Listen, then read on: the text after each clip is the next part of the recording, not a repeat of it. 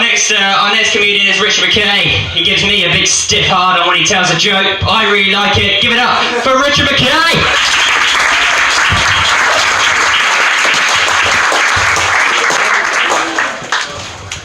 Wow. Hello.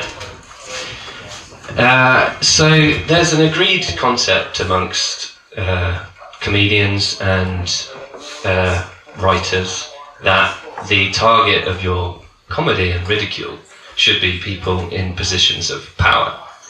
Okay.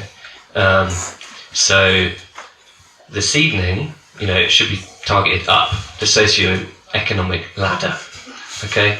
So this evening, as a middle-class white man, this evening I'll be talking about God.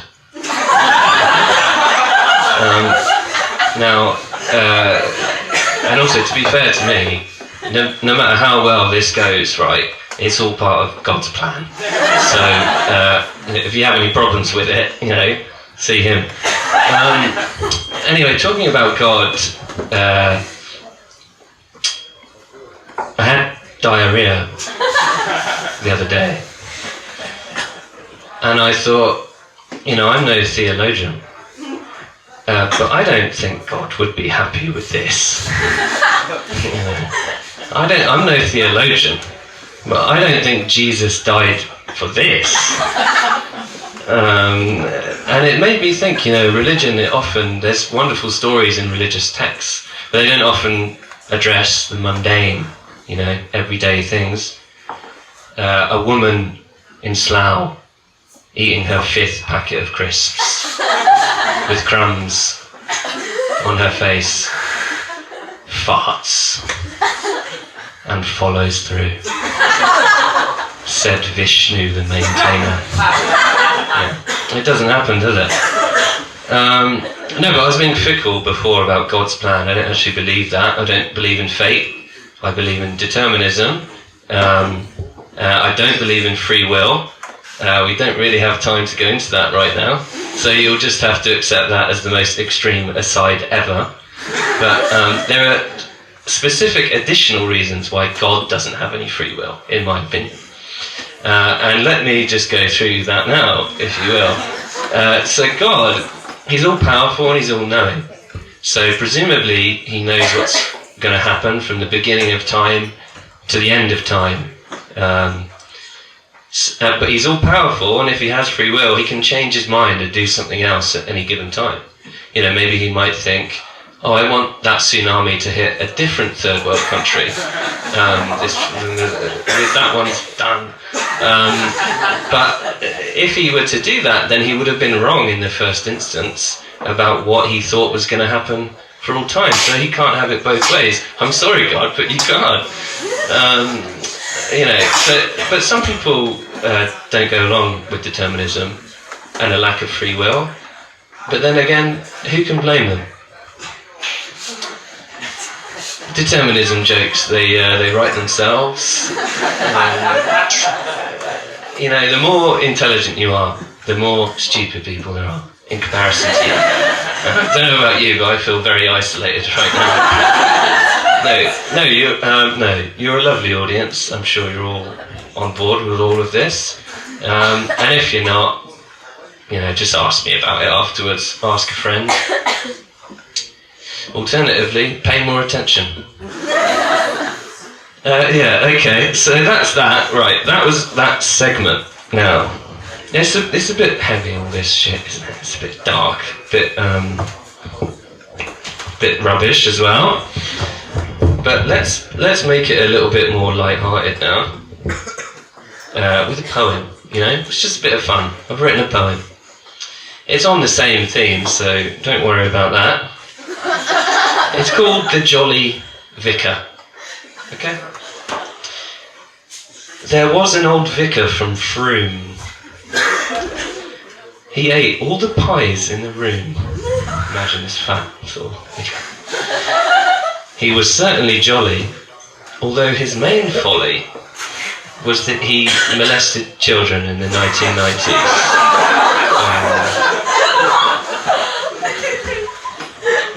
There's a poem there about a big jolly vicar. So that was that bit. Now, but the real question here is, what is God? You know, what is it? I mean, what is it? He? She? I mean, let's not go crazy. No. Anyway, it's like I said, I'm not a theologian, but I'm sure they say he's a bloke in the book, so we'll just say he for now. But he created Earth, apparently. So he's not from Earth, right? So he's from space. Okay? In fact, he created our three-dimensional universe. So he's at least some sort of fourth-dimensional space alien. In fact, the fourth dimension is time, and he exists outside of time. So he's at least some sort of fifth-dimensional alien from space. Okay? Perhaps he's a fifth-dimensional space paedophile, and he made us in the image of what fifth-dimensional children look like. We can't be sure at this stage, but all I'm saying is be careful. Okay? Now, some of you are thinking that was a crass assessment of an aspect of Abrahamic monotheism. Others of you are thinking, yeah, fuck God. But I think the majority of you are thinking, who is this pretentious cunt? Well, and it's to you people I say, my name is Richard McKay. Follow me on Instagram, Facebook, Twitter, you know, internet. Now I'll leave you with this wonderful anecdote. I was in the restaurant. I was in a restaurant in Newbury, in a carvery restaurant, and there was a bit of graffiti in the toilet, right? And it was the only piece of graffiti in the toilet, and it was in the cubicle above the door, almost at the ceiling, pretty difficult to reach. It was written in permanent black marker pen, and it said, "Jesus loves you." Okay? And, you know, which surprised me for two reasons.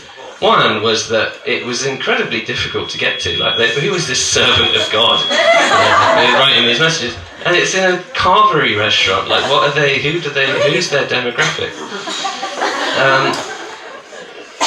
No, Jesus love you, yeah. So, and underneath that was an additional piece of graffiti, presumably written by someone in the fuck God crowd, which said, "Jesus and Moses were gay," which is supposed to be offensive, you know, but it's not. It's obviously not, is it? I mean, who cares? Even if they were gay, you know, fine, doesn't matter really. But yeah, they were gay. But you know, Jesus, fine. But why bring Moses into it? You know, he wasn't even involved in the thing. You know, he didn't even exist. Now, that's not even a joke. Anyway, so I was there in the toilet of the carvery restaurant, and I was looking down at the toilet full of diarrhea, my diarrhea, and I was looking up at the writing, the graffiti, which I had written, and I thought, what a meaningful juxtaposition this is, you know. Maybe there is a God. Maybe I'm God. And then as I felt this feeling of deep gurgling sort of stuff inside myself, I realised that no. I was just literally just full of shit. Thanks very much.